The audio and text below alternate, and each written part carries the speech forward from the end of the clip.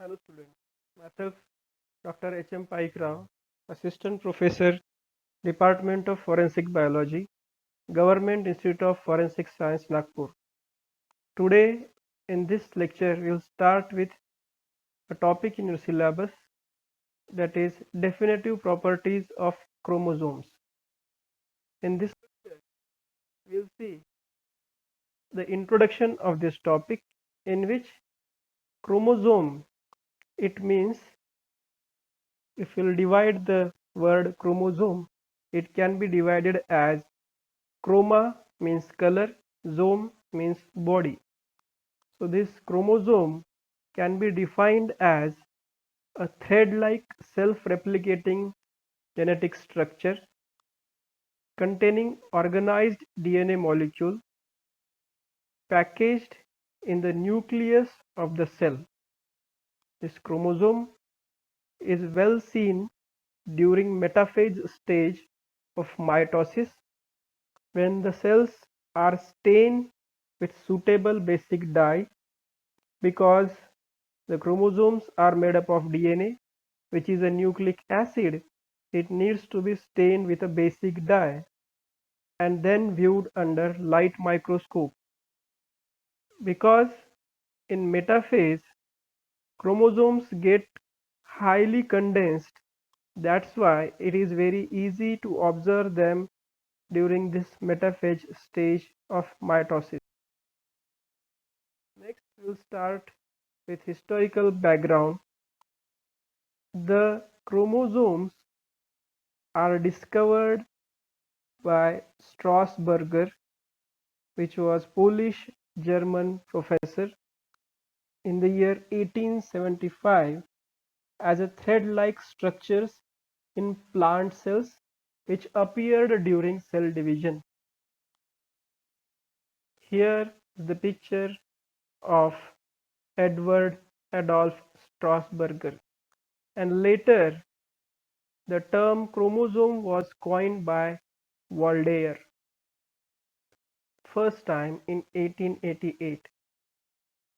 The chromosomes are present in all types of higher organisms. There are eukaryotes, which is having well organized nucleus containing definitive properties of chromosomes with definite size and shape. We'll see some general characteristics of chromosome. Chromosomes are of two types, that are autosomes and sex chromosomes.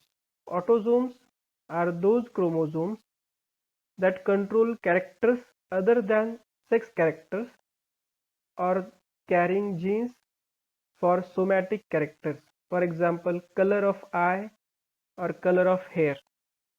Whereas sex chromosomes are those chromosomes which involved in determination of sex.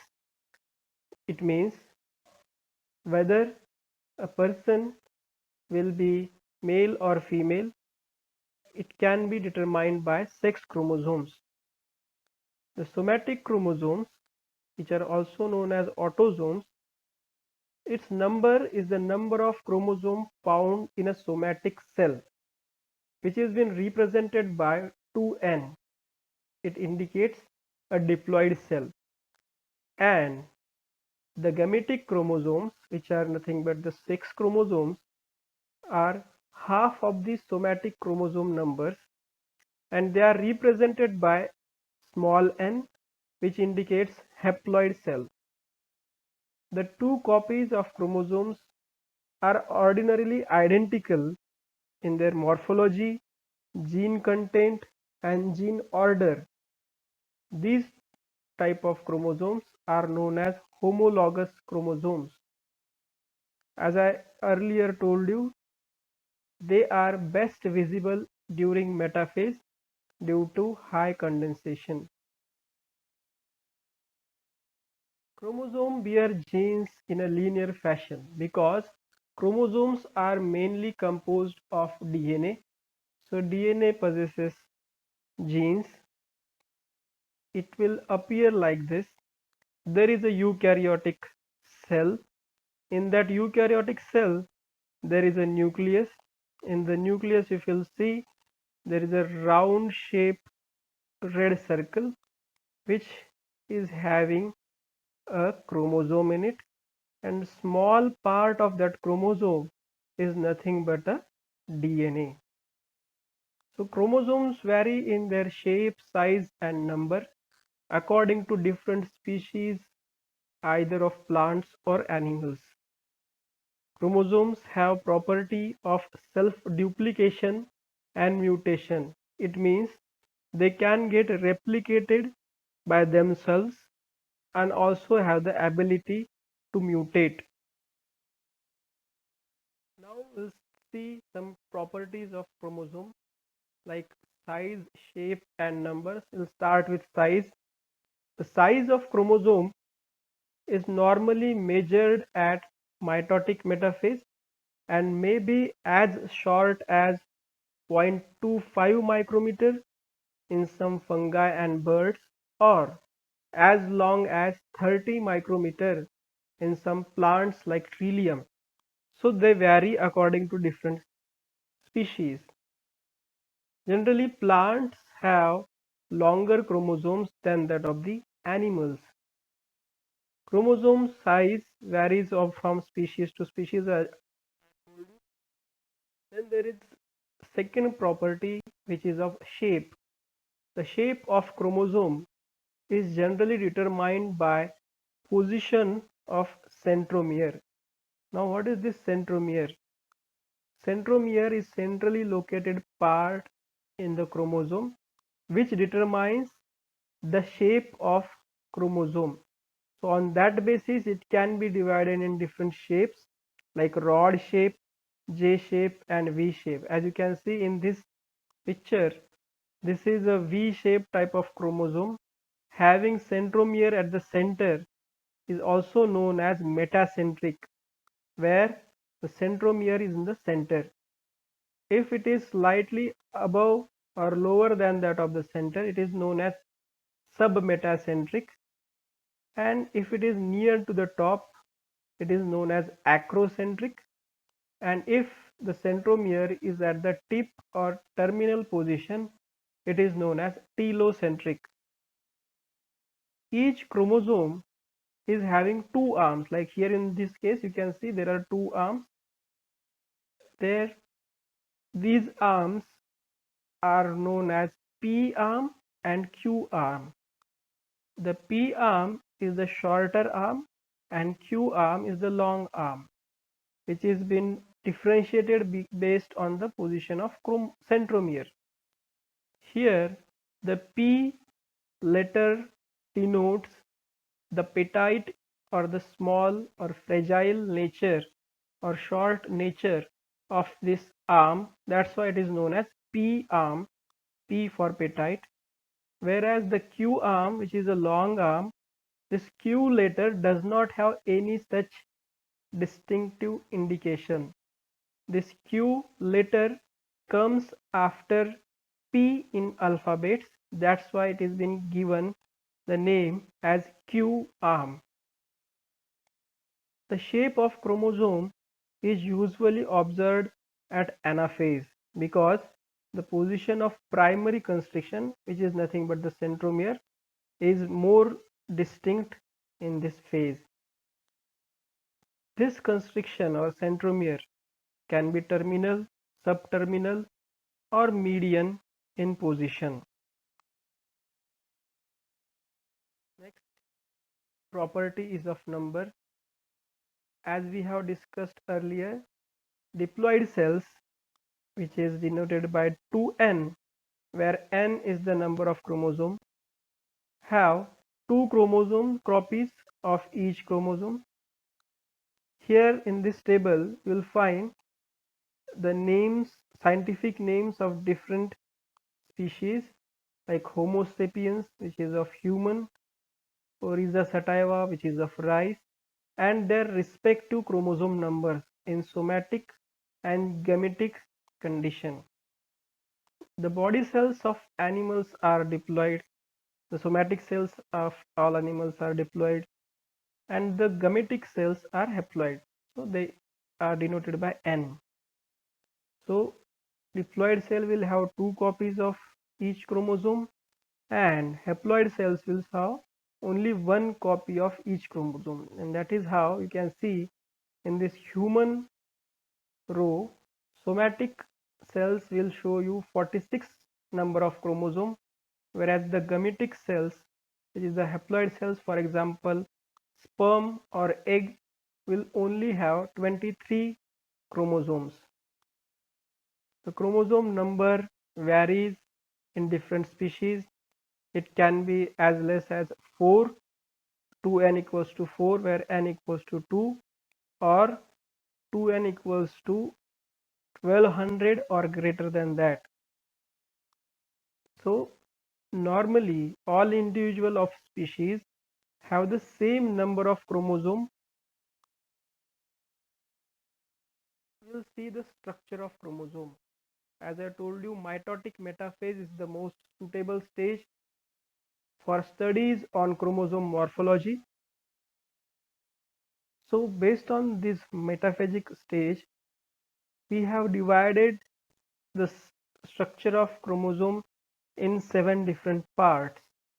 As you can look in this picture, this is the centromere, the centrally located part. And what are these 7 different parts?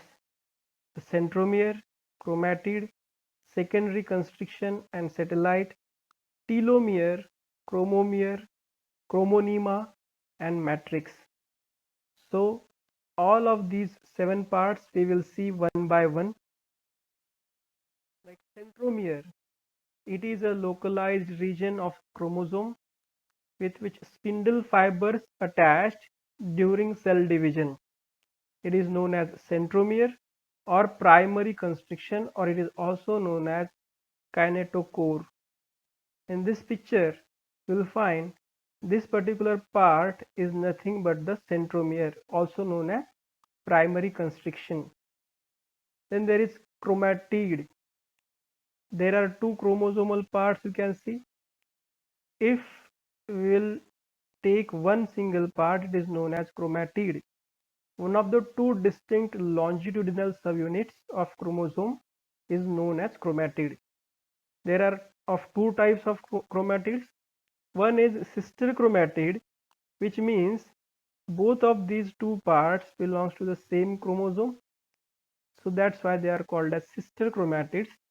And if one of the part is from one chromosome and other part is from another chromosome, in such condition it is known as non-sister chromatids. Secondary constriction. In chromosomes, not all of them but some of the chromosomes exhibit some more coils or some more turns in the chromosome or chromatid, known as secondary constriction apart from the primary constriction. So such secondary constrictions are known as satellite in some regions, like in telomeric region. If it is present, it is known as satellite part of the chromosome. So chromosome having satellite part is known as satellite chromosome. So there are different human chromosomes, like chromosome number 3, which consists of satellite part. That's why it is known as satellite chromosome. Then there is telomere.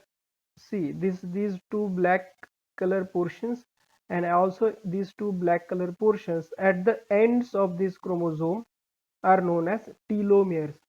So these 2 ends known as telomeres, which are highly stable, and they have the property to protect the whole chromosome. They also did not get fused or unite with telomere of other chromosome. Chromomere. See, this particular chromosome in this whole part is having the outer layer known as pellicle, and inside this whole chromosome there are short band like structure or bead like structures. Those are known as chromomeres. The structure of chromomeres is not present in all of the chromosomes. or all of the species, but certain species exhibit these chromomeres, and these chromomeres are actually present on a axis or coiled structure which is present in the chromosomes known as chromonema. This plural is chromonemata. This coiled central filament on which chromatids, which is chromomeres, lie. This chromonema is actually present in this fluidic or jelly-like substance present inside these two pellicle sheaths known as matrix. So students, this is about the general structure of chromosome and some definitive properties of chromosome. So I hope you got some of the contents from this presentation. We will see the next topic in our syllabus in the next lecture. Thank you very much.